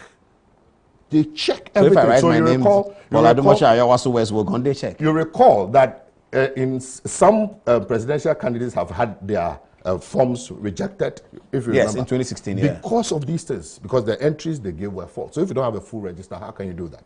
So you see, we are getting. Why would we not have a full register by October, according to what you read? And I've told you, they themselves said that between 12 and 15, the EC will proceed with the verification of the authenticity of the entries on the electoral list. Meanwhile, the submission of candidature is from 5th to 9th. 5th to 9th, you have to submit your candidature. And yet you will do the full verification 12 and 15. Does it make sense? Yeah, but by the time, when they are doing the full verification, I will already know that I'm a registered voter. It's up to them to verify. No, but the parties must know. The parties must have their list. Exactly. Yeah, but the party must trust Elvis Free and Crowd. You said you are registered. No, it doesn't work like that.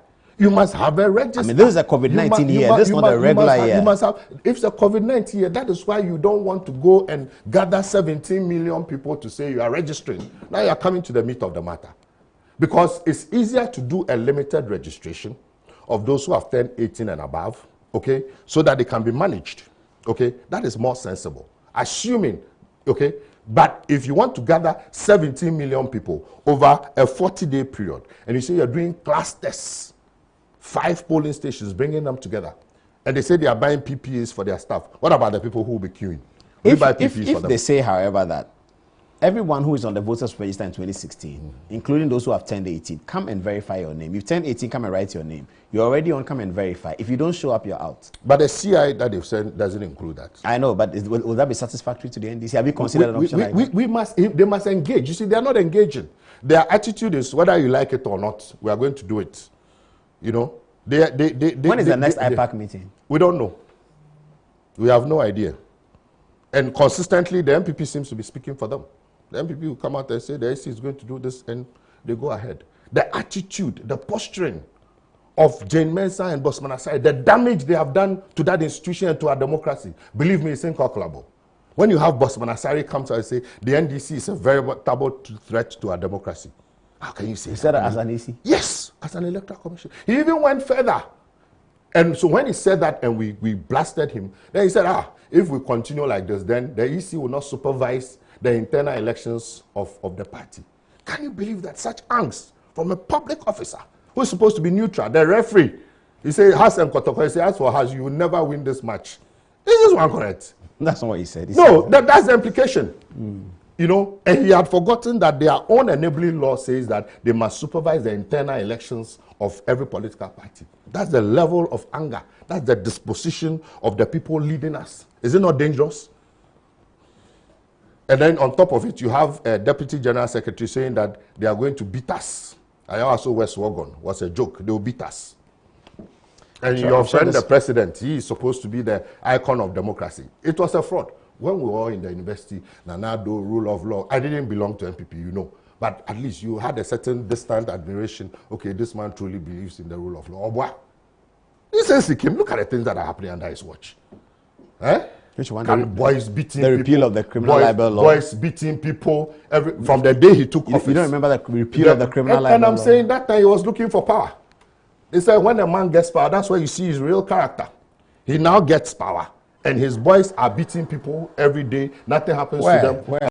Oh, you don't know? Are you talking about also West Wogan? No, I'm talking about from the day they came into power. But then he was sworn in. The security people they beat from Ashanti region, all the things that their boys were doing, and nothing happened to them. They went to court and scattered the court. No, I remember the Ashanti region. Why do you attribute that to the president? But he's the one responsible. What happened to the people? Ayawaso West Wagon. Yes. There was a commission. Yes, and what happened? There's a white paper. And what happened? Nothing. And the Deputy General Secretary of the ruling party, in a party where the president is supposed to be the whatever icon of the rule of law, says that they are going to beat people. Oh, why he says these things? I mean, is that to be attributed to the party? And the party attributed to the president. And this is not the first time. And the other one, there's another one, something here or something, some character. He also says these things. You know, I also West is just the tip of the iceberg. We are going to. And even their members of parliament are saying it. Oh, members of parliament? Yes. Like who? So you are telling us. And you see, we went to meet one of the leaders of one of the church groups. And we was talking about peace. And I said, look, we birthed this democracy. That is why when we are provoked, we exercise restraint. And we have invested in infrastructure in this country. We don't want to see this country destroyed. That's why we exercise restraint. But they shouldn't forget that we have a revolutionary background. That's a threat. No, it's not a threat at all. No. What does it mean? It means that we exercise restraint because we came from somewhere. We don't want curfews again. We've been through it. We don't want June 4th again. We've been through Talk it. of President Akufo-Addo. Let me finish my point. Okay? So anytime they provoke us, like Ayawaso West Wagon, we say, look, we withdraw. We want peace. Look, I have been Deputy General Secretary in charge of operations. You know what the boys asked me? You people, when Ayawaso Wagon came and wanted to retaliate, you said we should stop and that there will be a commission and everything will be handled. They finished. Nothing has happened. When we go around, they tease us that 2020, they are coming to beat us again. So they asked me, so you want us to sit down for them to come and beat us? So when we went to meet that clergyman, I asked him, this is what the boys are saying. I haven't gotten an answer. Give me an answer. I'm sure he's watching. I won't mention his name. Please, so I'm still waiting for the answer.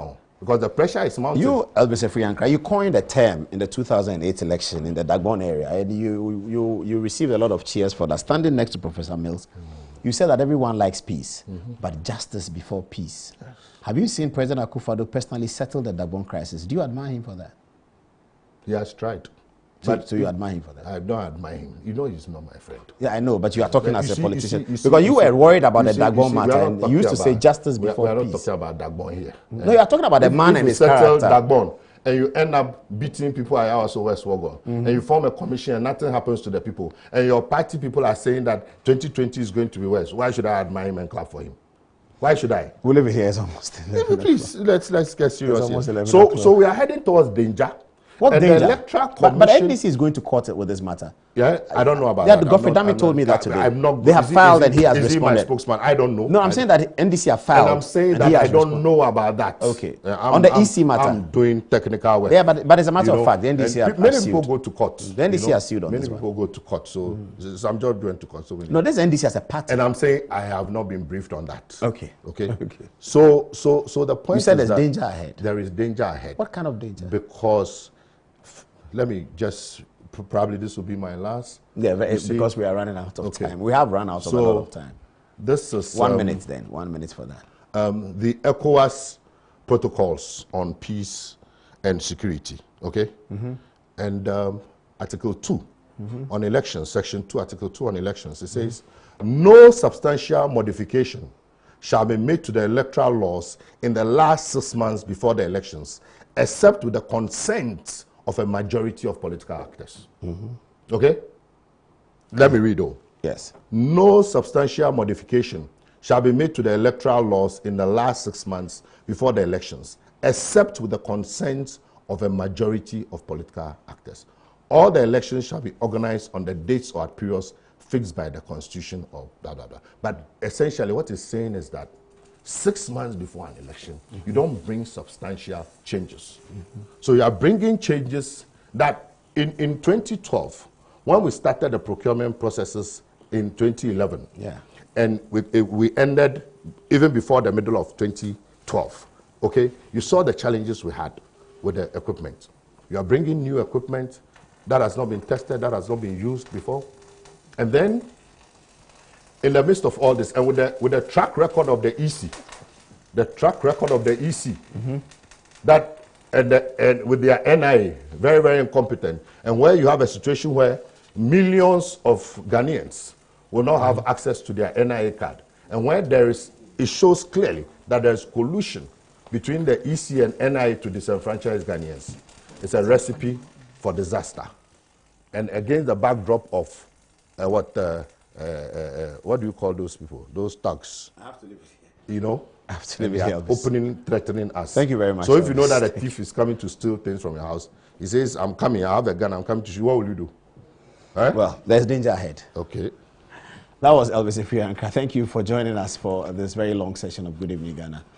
Good night.